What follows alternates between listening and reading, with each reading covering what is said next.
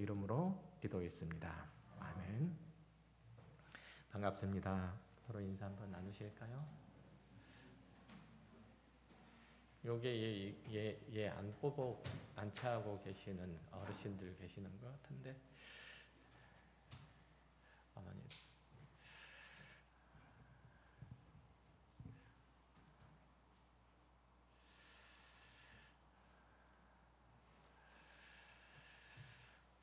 오늘은 어버이 주일인데,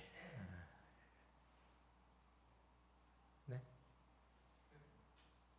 네? 특송. 어버이날 특송은 뒤에 있는데, 순서가 뒤에 있는데.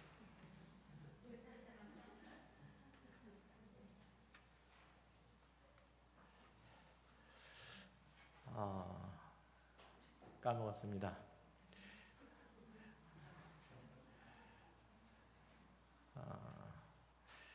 교회가 주의 공동체로 이렇게 하나로 묶이고 또 나이가 드신 어른으로부터 시작해서 어린아이까지 하나님께서 허락하여 주신 것은 그 안에서 배우고 또 세워가고 가르치고 또 전수해가라는 그런 의미에서 하나님께서 교회 공동체를 이루게 하셨습니다.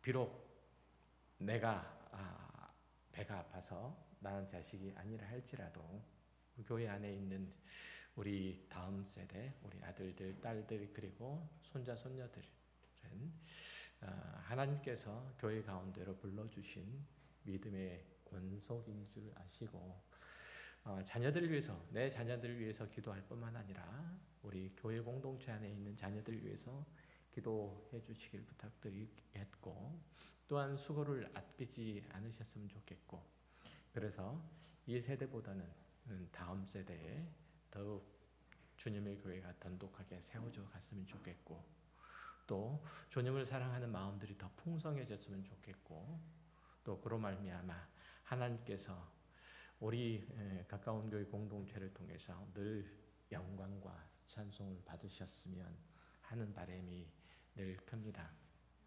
그를 위해서 애써 주시길 바라고 특별히 기도하는 일들, 격려하는 일들 잊지 않으셨으면 좋겠고 특별히 우리 교회 공동체 안에 우리 자녀들이 아직까지 교회에 나오지 않는 이들이 있어요.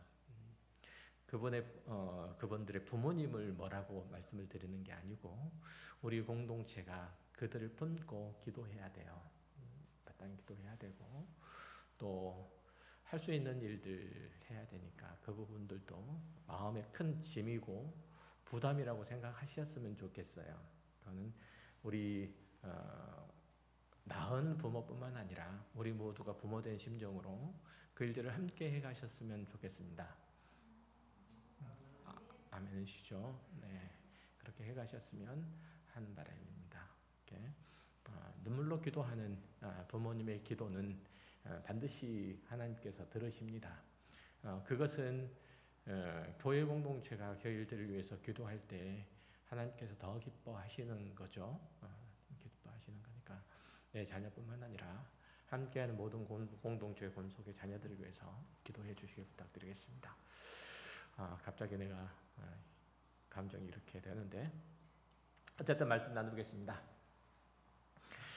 오병이의 기적을 베푸신 것으로부터 촉발된 예수님의 생명의 떡 강화를 들은 유대의 군중들 사이에서 오늘 본문에 보면 다툼이 일어나죠. 예수님께서 내 살을 먹고 내 피를 마시지 아니하면 너희 속에 생명이 없느니라는 말씀 때문이었습니다.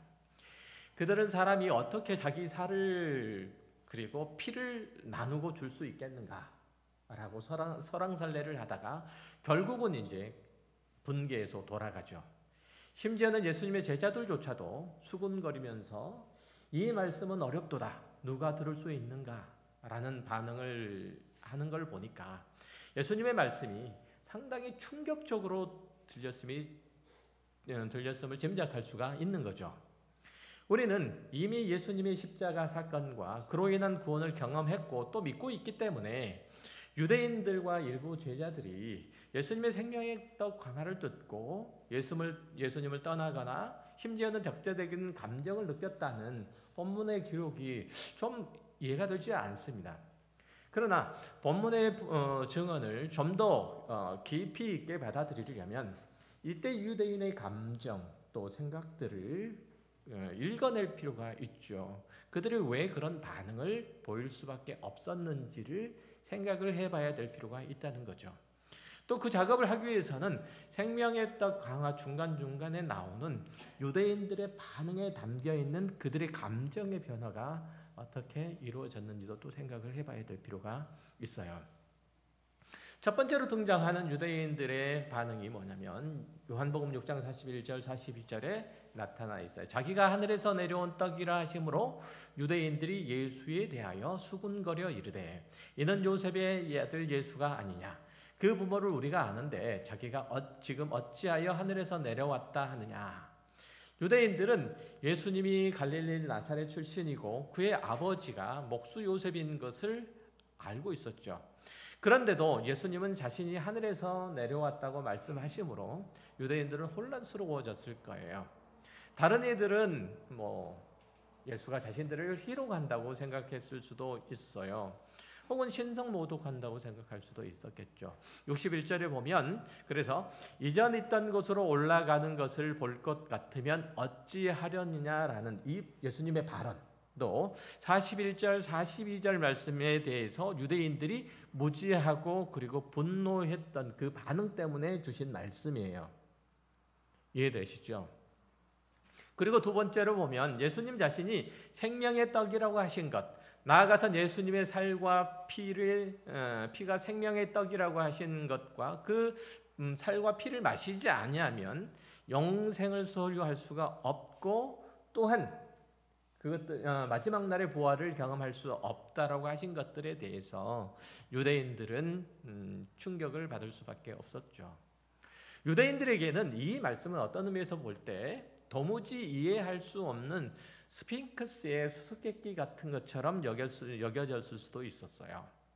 특히 요한복음 6장 52절 55절에 보면 이렇게 말씀하거든요. 예수님께서 그러므로 유대인들이 서로 다투어 이르되 이 사람이 어찌 능히 자기 살을 우리에게 주어 먹게 하겠느냐. 예수께서 이르시되 내가 진실로 진실로 너희에게 이르노니 인자의 살을 먹지 아니하고 인자의 피를 마시지 아니하면 너희 속에 생명이 없느니라. 내 살을 먹고 내 피를 마시는 자는 영생을 가졌고 마지막 날에 내가 그를 다시 살리리니 내 살은 참된 양식이요 내 피는 참된 음료로다. 예수님이 성육신 하신 하나님이심과 그가 십자가 고난을 받고 죽으심 안에 있어야만 부활의 은혜를 누릴 수 있다는 말씀인데 이 유대인들은 그 사실들을 전혀 믿지 않았을 뿐만 아니라 이해하고 납득할 수도 없었어요. 우리가 생각할 때 그냥 쉽게 믿으면 되는 거 아니겠는가라고 생각할 수 있지만 전혀 그렇지 않다는 거죠. 유대인들의 구원관으로는 십자가에서 고난을 당한 그리고 죽임을 당한 예수는 결단코 그들의 메시아가 될 수 없는 거예요. 아니 그래서는 안 되는 거죠. 그들이 기다리는 메시아는 마치 모세와 같이 도탄에 빠진 이스라엘을 그의 능력으로 구원해야 하는데 다윗과 같이 이방인의 침입에서 그들의 생명과 재산을 보호하고 그리고 그들의 영토를 늘려줘야 하는 그런 역할을 하여서 로마에게 빼앗긴 주권을 되찾아와야 되는데 사람들의 손에 이끌려서 맥없이 죽어가는 십자가 처형을 당하는 그런 구원자라니 이건 말이 되지가 않는 거죠. 본문에 등장하는 유대인과 제자들을 포함해서 모든 인간은 그들의 질병과 싸움과 결핍들 그리고 죽임들이 자기들이 하나님을 등지고 떠난 데서 비롯된 것을 깨닫지 못해요. 우리들의 모든 불행, 우리들의 모든 고통, 우리들의 모든 아픔, 우리들의 모든 결핍들은 어디서 나온다고요? 우리가 하나님과의 관계를 끊고 그분으로부터 등진 데서 나와요. 그것으로부터 벗어나 자유와 안식과 번성함을 얻을 수 있는 유일한 길은 자기 죄를 회개하는 것 외에 다른 데 짓지 않음을 그들은 모른다는 거죠. 구원이란 하나님을 싫어하고 외면하던 죄의 자리에서 돌아와서 그분과 올바로 결합되어서 그분의 부요하심을 힘입어서 그의 온전한 생명에 그리고 그의 의로우심에 참여하는 거예요.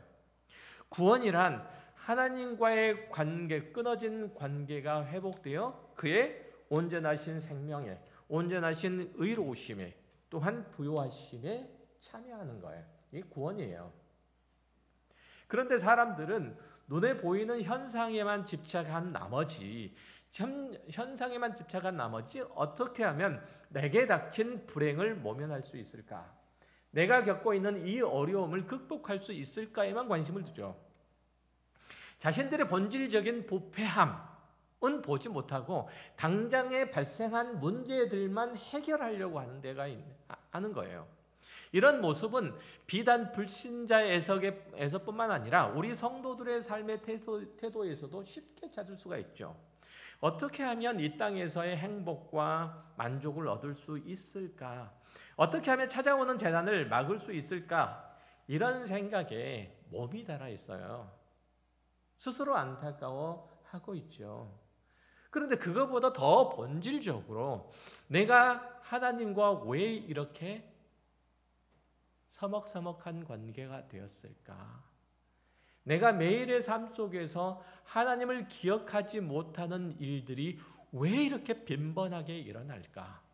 내 마음의 공허함과 내 삶의 결핍들은 하나님과의 관계가 끊어진 데서부터 나오는데 나는 왜 주어진 현상에만 치우쳐서 거기에 몰두하고만 있을까? 왜 지금 현실에 닥친 문제들만 가지고 전전긍긍하고 있을까? 이런 생각을 하지 못하는 거예요. 성경은 인간의 구원이 그가 처한 환경을 개선한다거나 그가 겪는 재난을 벗어나는 데 있지 않고 죄에서 돌이켜 하나님 품에 안기는 것이고 그 유일한 길은 예수 그리스도의 대속의 십자가 외에는 아무것도 없다고 누누이 강조해요.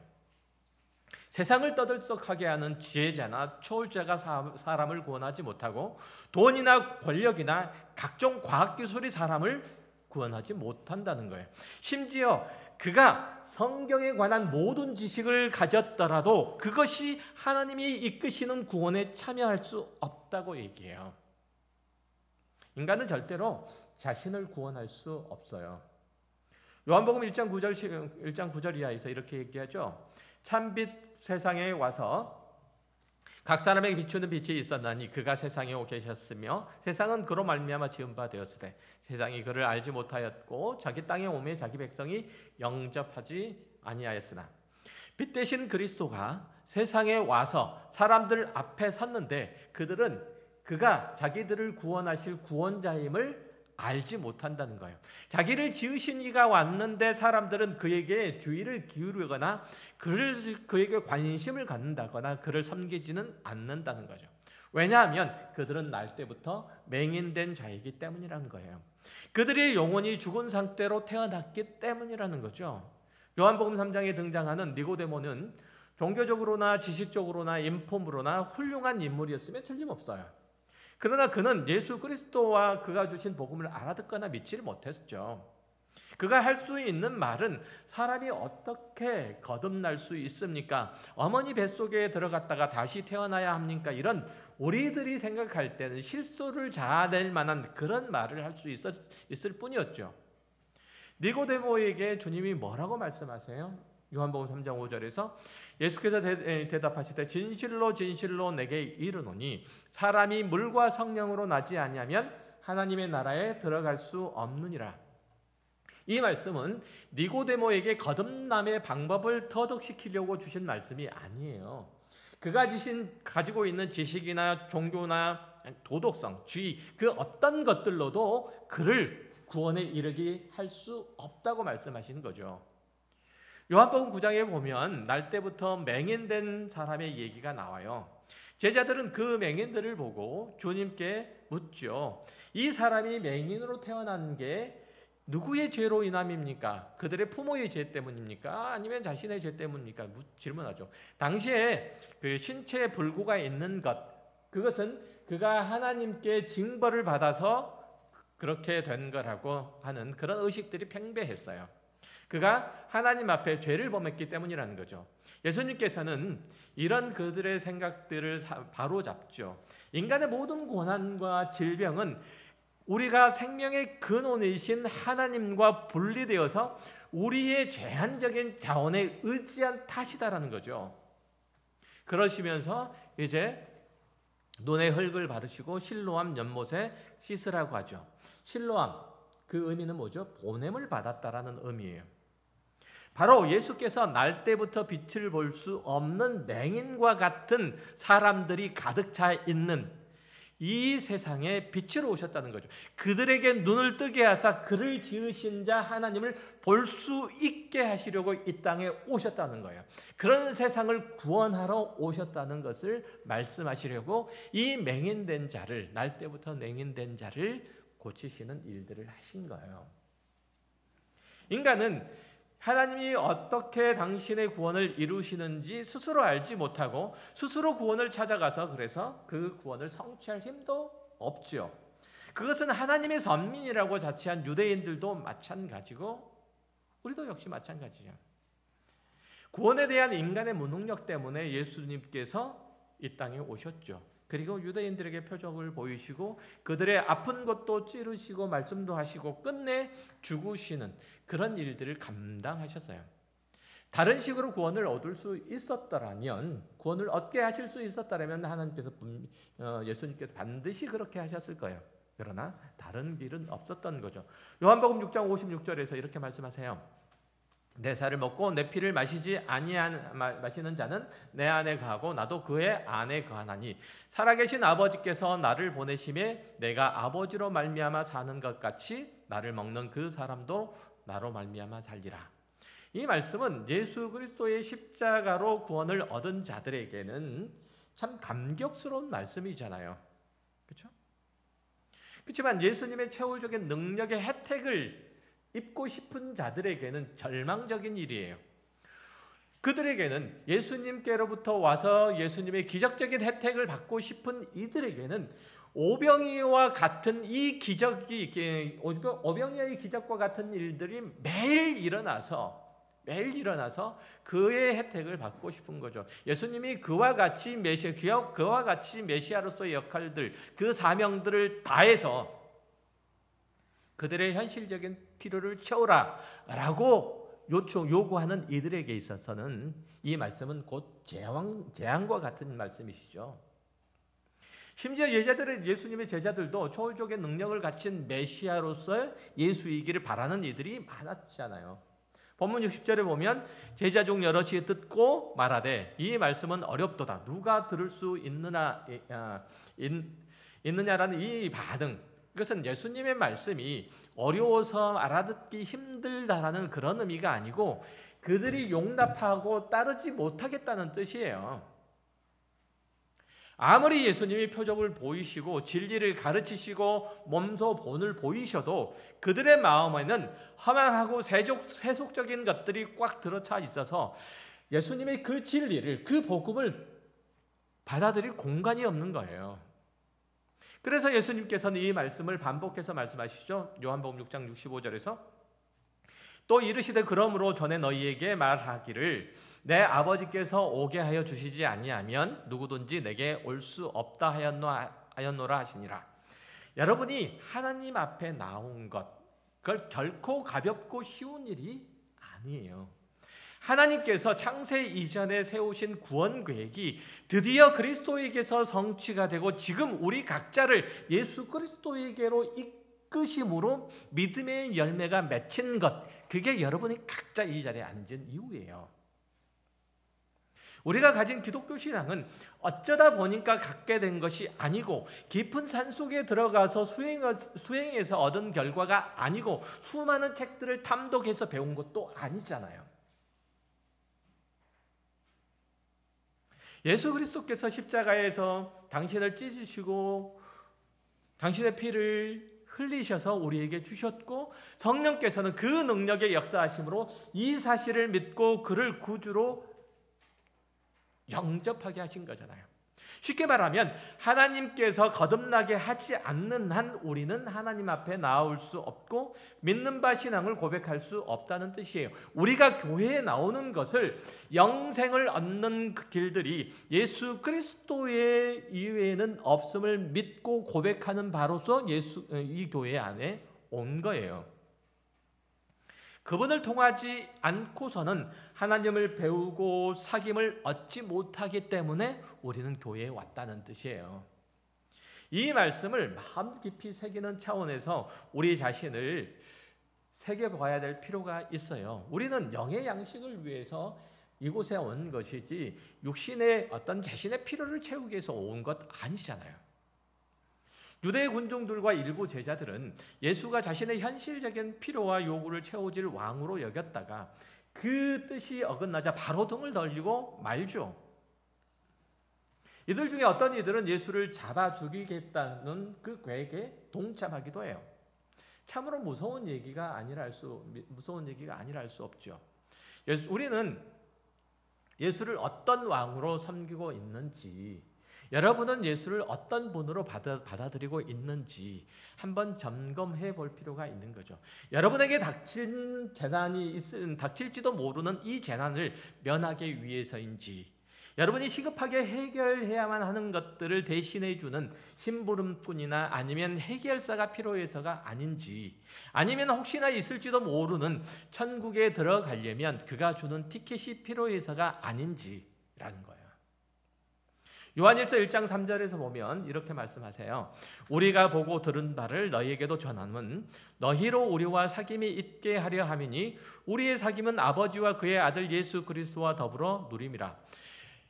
우리의 구원은 우리에게 허락하신 하나님의 은혜로 우리가 하나님의 자녀가 되었다는 것과 그로 말미암아 하나님의 가족으로서 하나님과 그의 아들 예수 그리스도 안에서의 사귐이 있도록 하시기 위해서 우리를 하나님의 자녀로 부르셨다는 거예요. 하나님께서 여러분을 구원하신 목적이 뭐라고요? 하나님과 여러분과의 사귐이 있도록 하시기 위해서.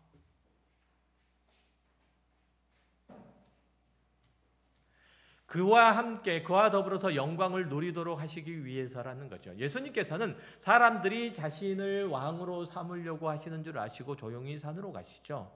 당신이 아버지께 부탁받은 일들이 그가 예정하신 이들을 구원하신 일들이고 그들에게 영생과 진리, 즉 영혼에 관한 것들을 선물로 주시기 위함이지, 그들이 이 세상에 사는 동안에 사용하고 말 것, 그들의 육체를 살찌우고 말 것을 주시기 위해서 오신 것이 아니기 때문에 그 일들을 하신 거예요. 우리가 예수를 믿는다고 고백한다면 이 짧은 인생에서 찢기고 상하고 짓밟히는 한이 있어도 영혼을 준비해야 되는 거예요.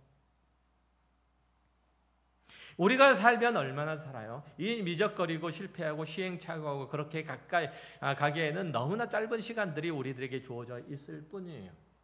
우리가 이 땅 가운데서 살아가는 데 있어서 가장 영광스러운 일들, 가장 복된 일들, 가장 행복하고 가장 기쁜 일들은 하나님과 사귀는 거라고 얘기를 해요. 우리에게 정말 필요한 것들은 땅의 자원이 아니라 하늘의 양식인 것을 그렇게 말씀드리는데도 예수를 믿는 것에 대해서 세상의 것들로 보상해 주지 않으면 차라리 교회에 안 나오겠다는 사람이 얼마나 많은지 몰라요.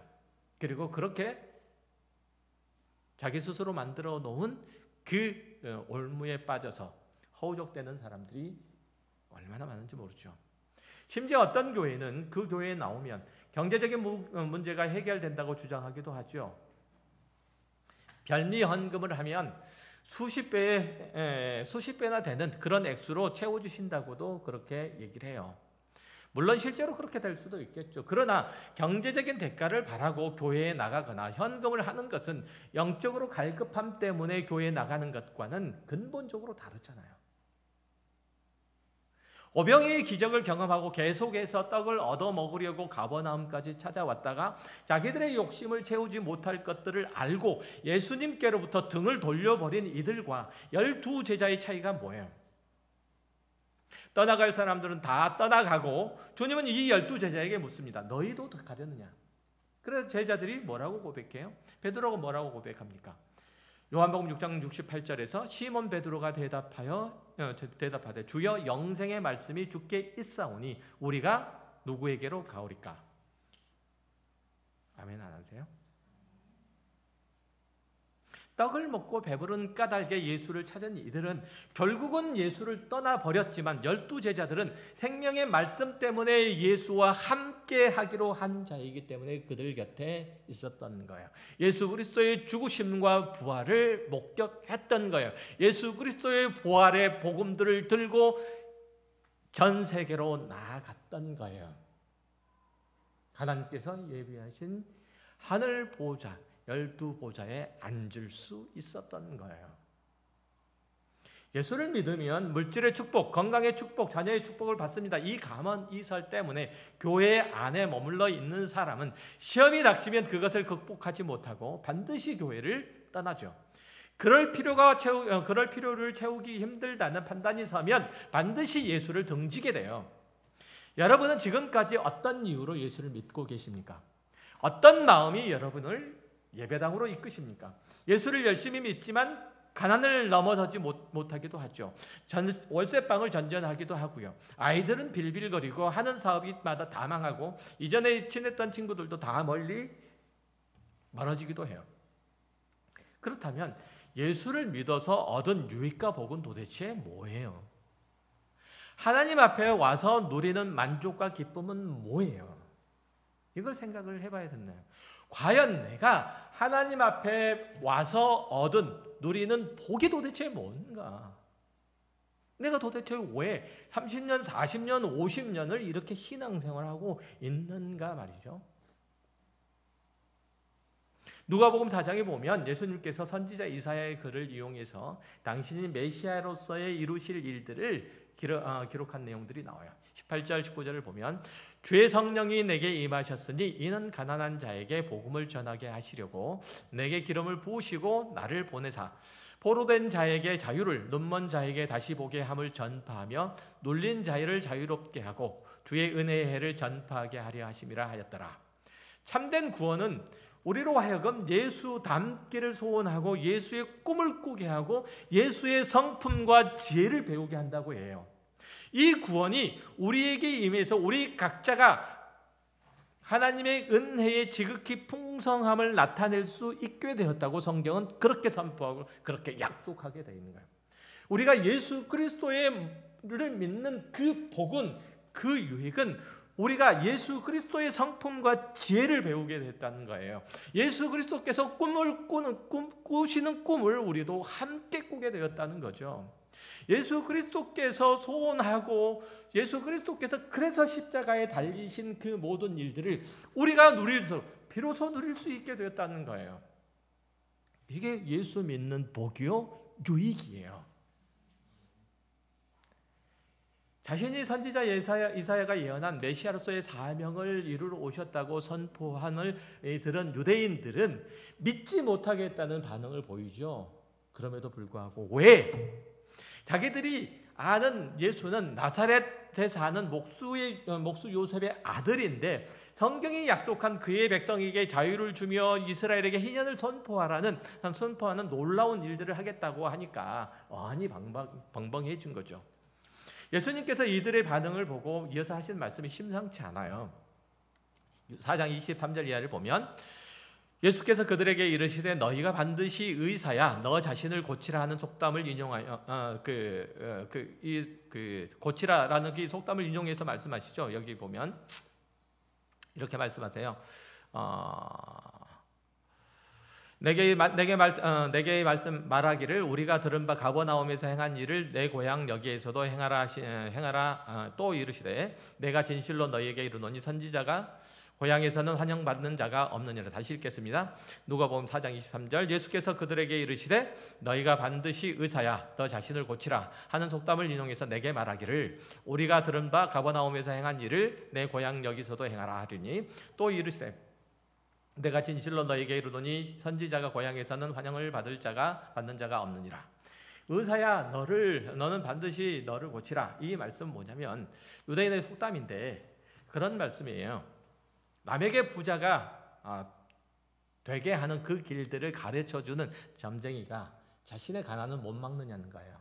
남들에게 길흉 화복을 점쳐주는 이가 자신의 흉은 못 막고 자신의 길은 못 받아들이느냐, 못 받아들이게 하느냐, 이런 말씀인 거예요. 의사라면 자기 병 정도는 고쳐야 되지 않겠느냐라는 일종의 비꼬는 소리예요. 예수님은 유대인들이 자기들의 속담을 인용해서 당신이 하나님의 메시아라면 오병이어와 같은 기적을 여기서도 해보되 매일 그렇게 해달라고 하죠. 그렇게 요구할 거고, 그리고 그것이 자기들이 예수를 하나님의 메시아로서 믿지 않으려고는 의도에서 나온 거라는 것. 그것은 그들이 메시아로서의 기적을 보지 못하면, 그들이 현실적인 필요와 요구들을 예수께로부터 체험을 받지 못한다면 결단코 예수를 메시아로 인정하지 않겠다라는 그런 의도에서 지금 유대인들은 예수님께 얘기한 거고, 그리고 예수님은 그 유대인들의 의도를 간파하신 거예요. 그러니까 오병이어의 기적과 같은 그 기적을 매일 일으켜서 당신이 메시아인 것을 증명하지 않으면 우리는 당신을 믿을 수 없다는 거죠. 로마의 지배 아래서 우리를 해방시켜주고 우리의 쓸 것을 내놔보고 우리를 모든 민족보다 뛰어나게 해봐라. 그러면 네가 나사렛 요셉의 아들이 아니라, 목수 요셉의 아들이 아니라 하나님의 아들 메시아인 것을 우리가 믿겠다라는 거예요. 이들은 도무지 하나님의 말씀에 귀를 기울일 생각이 없는 거예요. 예수님께서 왜 그들 가운데 오셨고, 그리고 그렇게 외치던 그가 주시겠다는 구원이 무엇인지 도무지 알아들으려고 하지 않아요. 생각을 해보려고 하지 않아요. 예수님은 그런 사람들에게 나는 하나님의 뜻을 받들려고 온 것이지 너희들의 요구를 들어주려 온 것이 아니다. 나는 너희가 영적인 맹인이요 시체인 것을 고치고 깨우러 온 것에 불과하다라고 말씀하세요. 이 말씀에 따라서 실제로 예수님께서 십자가에 달려 죽으시잖아요. 그리고 우리를 살리시잖아요. 그런데 당시 유대인들이나 그들과 결을 같이 하는 육체의 욕심을 따라서 교회에 나오는 사람들은 다 그렇죠. 당신이 메시아라면 우리들의 현신 문제에만 관여를 해 주십시오라는 거예요. 기독교는 한 집안을 경제적으로 사회적으로 일으키는 종교가 아니에요. 한 사람에게 육체적인 건강을 선사하는 종교가 아니에요. 돈만 구하려고 한다면 맘몬에게 가야 되고, 건강만을 생각을 한다면 아스클레피오스에게 가야 되는 거예요. 그렇잖아요. 누가복음 4장 25절 이하에서 예수님께서는 어떤 기적을 어떻게 봐야 되는지, 그 안목을, 우리가 기적을 어떻게 봐야 되는지 그 안목을 세울 수 있는 말씀을 하세요. 보면 4장 25절에 내가 참으로 너희에게 이르노니 엘리야 시대에 하늘이 3년 6개월간 닫히어 온 땅에 큰 흉년이 들었을 때에 이스라엘에 많은 과부가 있었으되 엘리야가 그중 한 사람에게도 보내심을 받지 않고 오직 시돈 땅에 있는 사렙다 과부 한 사람에게 뿐이었으며, 또 선지자 엘리사 때에 이스라엘에 많은 나병 환자가 있었으되 그 중에 한 사람도 깨끗함을 얻지 못하고 오직 수리아 사람 나만 뿐이었느니라. 하나님께서 그 구원 사역을 이루어 가시려고 이스라엘을 그 백성으로 삼으셨다는 거죠. 자, 그런데 그래서 그들에게 친히 말씀하시고 또 가르치시기도 하고 또 나타내시기도 하고 그랬죠. 율법을 통해서 가르치시고 선지자를 보내셔서 당신의 뜻과 계획들을 말씀하셨어요. 이스라엘 자손들은 스스로 선택된 민족이라고 부를 만큼 많은 혜택을 누리고 맛보았는데, 그럼에도 불구하고 그들은 하나님께 대하여 둔감하고 패역했다는 사실이에요. 바로 그 지점을 예수님께서 주목하시죠. 그리고 말씀하세요.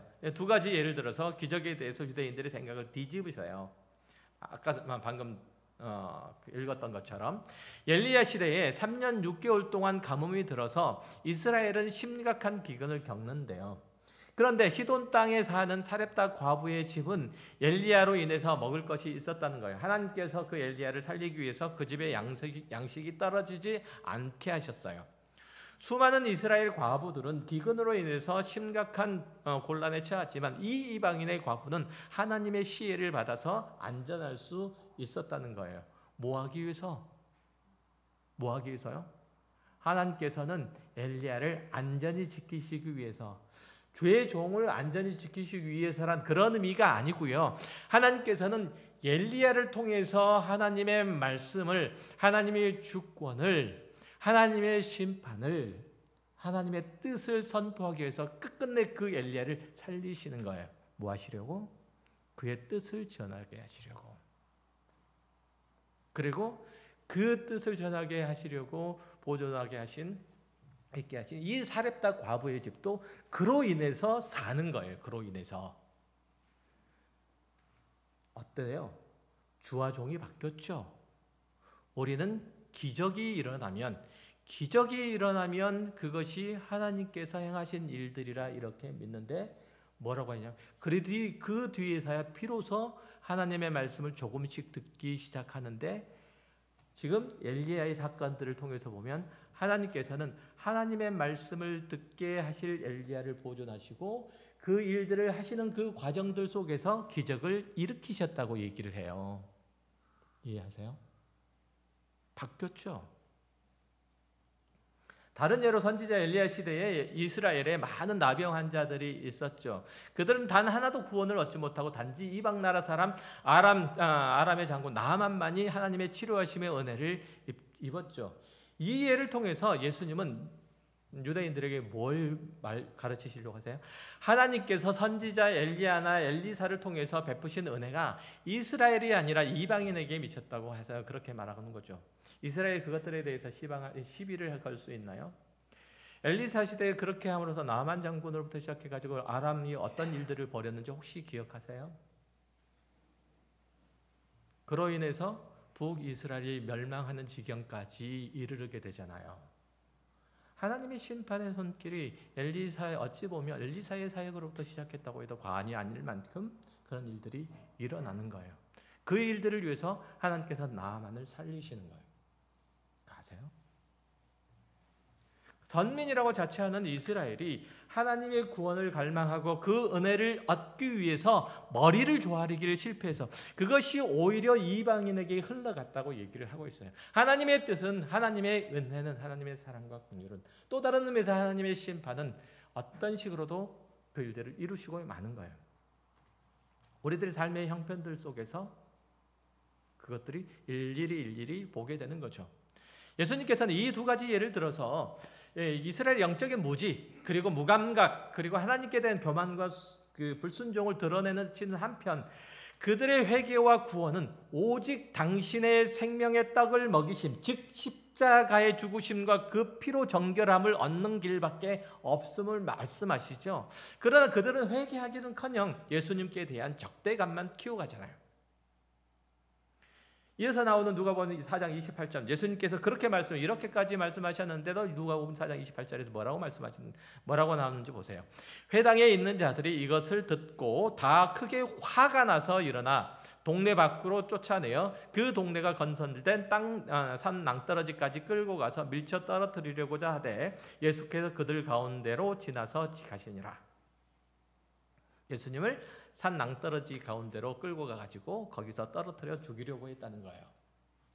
이스라엘 조상들이 하나님을 신앙하는 데 실패했던 이런 것과 유대인들이 지금 메시아를 기다리는 이유와 똑같다는 것과 하나님께서는 그런 자들의 어리석고 사악한 소원을 듣지 않으시고 주님 앞에 겸비한 자들을 들어서 그의 전능하심과 그의 인자하심과 긍휼하심의 풍성하신 구원해 주심을 말씀을 하시죠. 예수님께서. 그러자 유대인들은 그 얘기를 듣고 화가 머리끝까지 나서 예수님을 죽이려고 든다는 거예요.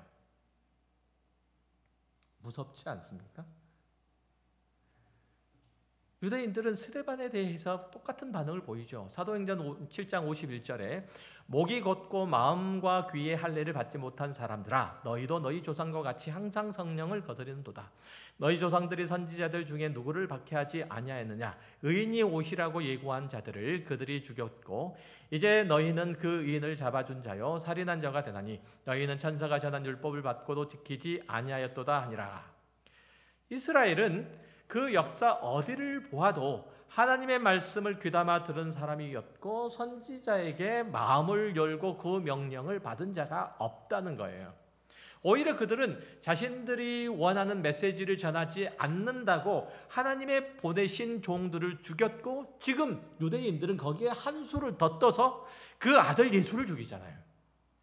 그러지 말았어야 한다는 게 아니고 인간이라는 존재가 원래 그런 존재라는 거예요. 스데반의 이런 뼈아픈 지적을 우리도 마음 깊이 받아야 돼요. 좋은 환경만 만들어주면 잘할 수 있도록 알아듣게만 말하면 인간은 얼마든지 훌륭해질 수 있고 행복하고 멋들어진 삶을 살게 할 수 있다, 살 수 있다는 이런 망상을 버려야 돼요. 정말 그건 망상이에요.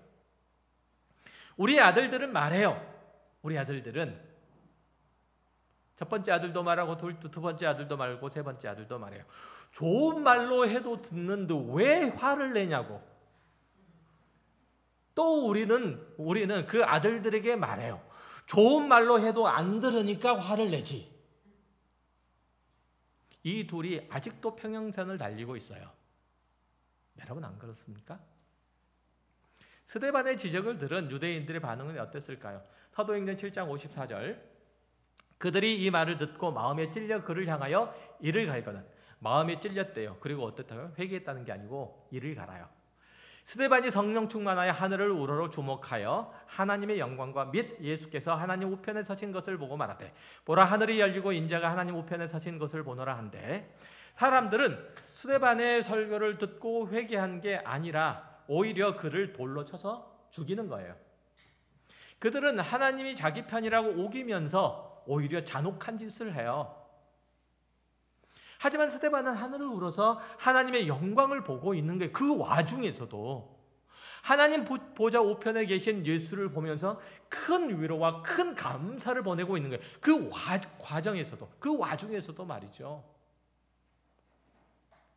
진실한 그리스도인은 이렇게 살아가는 거예요. 이걸 볼 수 있는 안목과 능력이 있는 거예요.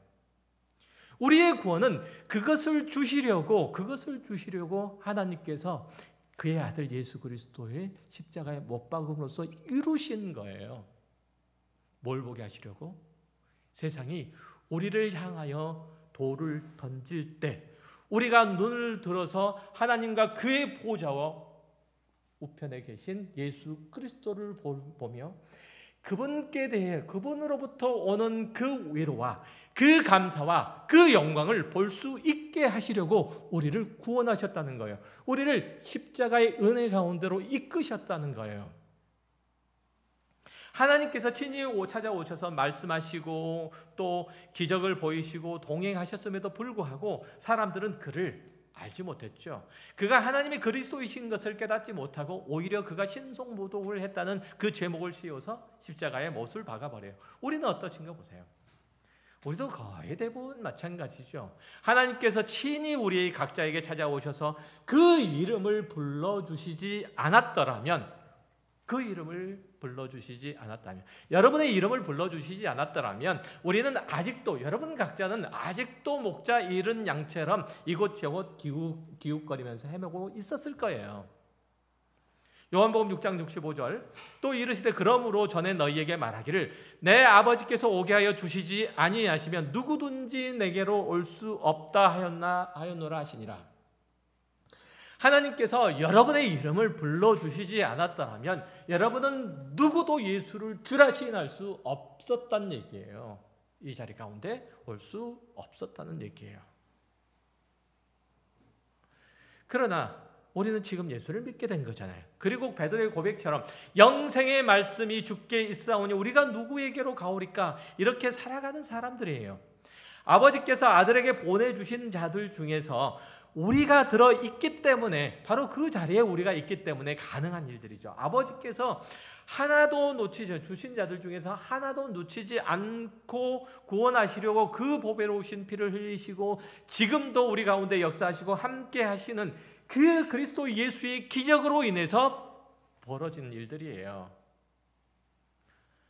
조금 더 철든 그리스도인으로서 우리는 생각을 해봐야 돼요. 어떻게 우리가 예수를 떠나지 않고 그 생명의 떡을 위해서 고난과 핍박을 감내하는 자가 되었을까? 그래도 비록 아쉽고 또 비록 모자라지만 아직도 서툴지만 그럼에도 불구하고 예수의 이름으로 인해서 능력받는 일들을 오히려 기뻐하고 감사하는 일들에 참여할 수 있게 되었을까라고 생각을 해보셔야 된다는 거예요. 에베소서 2장 3절 전에 우리도 그 가운데서 육체의 욕심을 따라 지내며 육체와 마음에 원하는 것을 하여 다른 이들과 같이 본질상 진노의 자녀였더니 긍휼이 풍성하신 하나님 우리를 사랑하신 그 큰 사랑을 인하여 허물로 죽은 우리를 그리스도와 함께 살리셨고 또 함께 일으켜서 그리스도 예수 안에서 함께 하늘에 앉히시니 이는 그리스도 예수 안에서 우리에게 자비하심으로 그 은혜의 지극히 풍성함을 오늘 여러 세대에 나타내려 하심이라. 너희는 그 은혜에 의해서 믿음으로 말미암아 구원을 받았으니 이것은 너희에게서 난 것이 아니요 하나님의 선물이라. 이전에 우리는 육신의 떡이나 찾으러 다니는 사람들이었다는 거예요. 그것을 얻기 위해서라면 물불도 안 가리던 사람이었다는 그런 우리라도 사랑하시사 그 긍휼에 풍성하신 하나님께서 그 아들 예수를 보내셔서 33년 동안의 질곡의 땅을 걷게 하시면서 수많은 오해와 경멸과 멸시와 고난 속에서 살게 하시고 마침내 십자가에 달려 피 흘려 죽게 하심으로써 이루신 그 기적이라는 거예요. 그 사랑의 결정체라는 거예요. 우리는 그렇게 하나님 손에 붙들려 온 자예요. 우리는 그렇게 하나님의 사랑과 은혜의 결정체들이에요. 그러면 그 말씀에 순종하는 것에 우리의 사활을 걸어야 돼요. 유대인들이 자신들이 하나님의 선민이라고 생각해서 그들이 행하는 것 이상만큼 우리가 할 것이 아니고 그 하나님의 부르심 앞에 겸비해야 돼요. 하나님께서 우리를 부려먹으려고 하시거나 우리의 것을 빼앗으려고 우리를 부르신 것 아니에요. 당신께서 가지신 그 영광을 나누시려 하심이에요. 아무런 이유 없이 하나님께서 우리를 붙잡으셔서 지금 이 자리에 앉혀놓으신 거잖아요. 여기에 우리의 신앙생활에 만족과 감사가 있어야 되는 거예요. 여기에서 세상과 구별된 성도로서의 담대함과 용기와 힘들이 나와야 되는 거예요. 아무런 이유 없이 아무런 공로 없이 하나님께서 그 아들 예수를 주셨다는 이 감격 때문에 우리의 신앙의 출발과 끝은 거기서 시작되고 끝나야 되는 거예요. 하나님께서는 물질의 풍성함이나 세상의 명예를 얹어주시려고 우리를 부르셨다면 여기에 있는 모든 사람들이 다 그것들을 가지고 계셔야 맞아요. 그렇잖아요. 그것들을 가지고 가는 중이거나 그러나 우리 중 대다수는 그런 것들 다 소유하고 있지 못하죠. 우리가 소유한 것, 우리 모두가 소유한 것은 구원받은 하나님의 자녀라는 신분과 영생이라는 삶이에요. 이거밖에 없잖아요. 예수 그리스도께서 이 땅에 오셔서 하나님께서 그 아들을 보내셔서 이것을 주셨기 때문에 이것만 소유하고 있는 거예요. 다 같이. 그렇다면 우리는 모든 것을 얻은 거죠. 영생의 말씀이 주께 있는데 우리가 어디로 가겠습니까? 베드로의 신앙의 고백이잖아요. 이 고백이 바로 여러분들의 고백이 되시길 바라요. 그로 인해서 성도로 누릴 수 있는 모든 충만한 지식과 사귐들이 예수 그리스도 안에서 하나님과 더불어 있기를 주의 이름으로 축원합니다. 기도하겠습니다. 하나님 아버지 감사합니다. 하나님께서 주의 은혜